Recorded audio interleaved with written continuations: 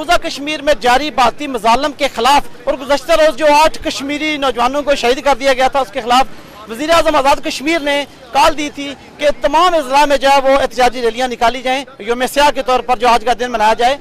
इस वक्त हम चौक शहीदा में मौजूद हैं और अभी यहाँ पर डिप्टी कमिश्नर मीरपुर ऑफिस से जो है चौक शहीदा तक एक रैली निकाली गई, जो कि रैली चौक शहीदा में पहुंची और टोटल उन्होंने सिर्फ 5 मिनट यहाँ रुके और यहाँ से रैली पर वापस जो मुजाहिरीन थे रैली के वो इस वक्त जा चुके हैं।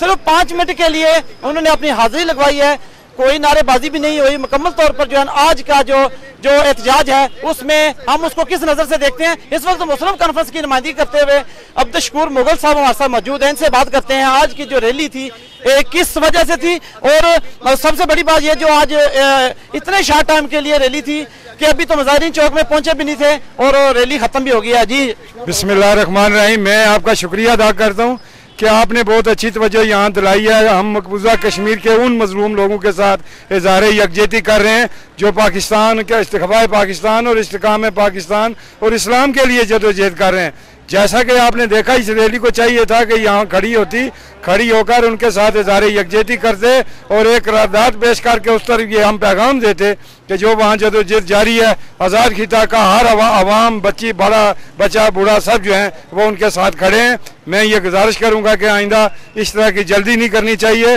और भरपूर तरीके से हमें मकबूजा कश्मीर के अवाम के साथ इज़हार यकजहती करनी चाहिए।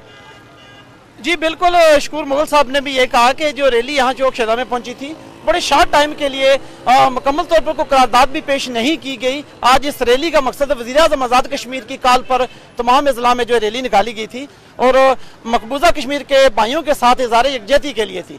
अभी रैली का इख्तिताम हो चुका है। इजाज़त दीजिए, अल्लाह हाफ़िज़ नासिर।